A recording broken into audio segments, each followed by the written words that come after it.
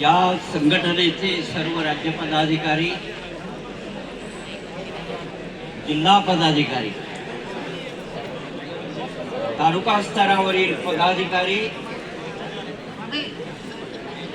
आणि समोर उपस्थित असलेला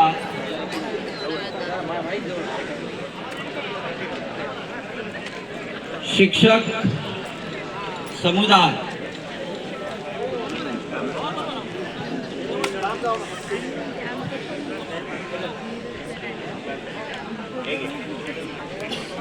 अजूनपर्यंत तरी माझ्यावर देवाने कृपा केलेली आहे. मी 39 वर्ष सेवा केली आणि सेवानिवृत्त होऊन 15 वर्ष झाले.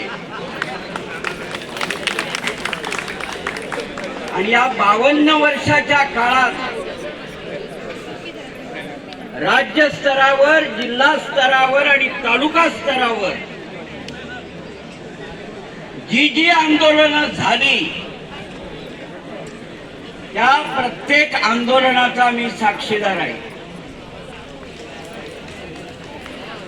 मला अजूनही 74वं वर्ष सुरू झालं तरी अजूनही आंदोलन म्हटलं की अंगावरची माझ्या लव उभी राहत.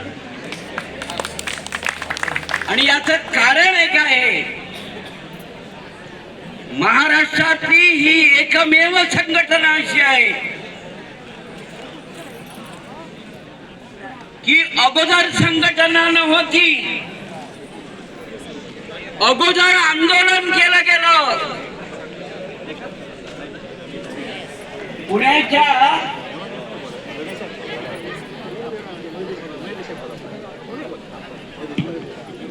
पुण्याचा जो शनिवार वाडा आहे, या शनिवार वाड्यावर पहिला समोर आंदोलन केलं गेलं. आणि ते जे आंदोलन करते होते ते आंदोलन करते शिक्षक विद्यार्थी शिक्षक समितीचे संस्थापक होते. पहिली 2 वर्ष ही विद्यार्थी शिक्षक समिती होती आणि 2 वर्षानंतर महाराष्ट्र राज्य शिक्षक समिती म्हणून तिचा जन्म झाला. ही संघटना आंदोलनातून जन्माला आली आहे. ही संघटना संघर्षातून जन्माला आली आहे. त्यामुळे ही संघटना टिकवायची असेल तर शासनकर्त्यांचे आणि अधिकाऱ्यांचे पाय चाटून संघटना टिकवता येणार नाही. रस्त्यावरून उतरून आंदोलन करावं लागेल आणि रस्त्यावर उतरून एखादं निर्ढावलेलं शासन जर आंदोलनाला भीक घालणार नसेल तर न्यायालयात जाऊन संघर्ष करण्याची आमच्या शिक्षक समितीची परंपरा आहे. मला एक अभिमान वाटला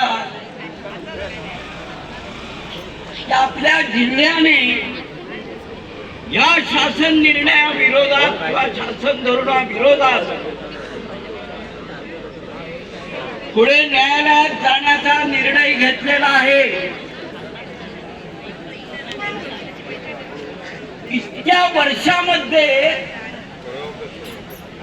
त्यावेळच्या रत्नागिरी जिल्ह्याने किंवा आताच्या सिंधुदुर्ग जिल्ह्याने प्रत्येक वेळा राज्याला मार्गदर्शक ठरेल अशाच प्रकारचे विचार मांडले, अशाच प्रकारची आंदोलन केली आणि न्याय मिळवलेला आहे. मी विठ्ठल गवसला एवढंच सांगेन, बऱ्याच जणांनी म्हटलं हे आंदोलन केलं की प्रश्न संपणार. तुम्ही लक्षात ठेवायचं, हे भाजप सरकारचं शासन आहे. महाराष्ट्रात जनतेची फार मोठी आंदोलनं झाली. ती आंदोलनं त्यांनी त्यांच्या कार्यपद्धतीप्रमाणे मोडीत काढली आहेत. शिक्षकांच्या आंदोलनाला ते बळी पडतील. disturb करू नका. याच्यावर माझा विश्वास नाही. त्यामुळे हा आदेश जर रद्द करायचा असेल, कोणी किती ज्योतिष सांगू देत, नाहीतर कोणी किती वेगळं काहीतरी सांगू देत, तुम्हाला न्यायालयातच उभं राहावं लागेल. त्याचं कारण सांगतो मी. फेब्रुवारी 2019 मध्ये एक आदेश आला की शिक्षक भरती करताना 10 पटसंख्या खालील शाळेची रिक्त पद करण्यात येईल. मी त्यावेळी माझ्या पद्धतीप्रमाणे अनेकांना नेट फास्ट पाहिजे. या आदेशाविरुद्ध कोर्टात जावं. वायफाय तर फास्ट करता काही जणांनी त्यांच्या पद्धतीप्रमाणे सांगितलं आणि झाले त्यांचं काहीतरी ऐकत राहू नका. मी ठोस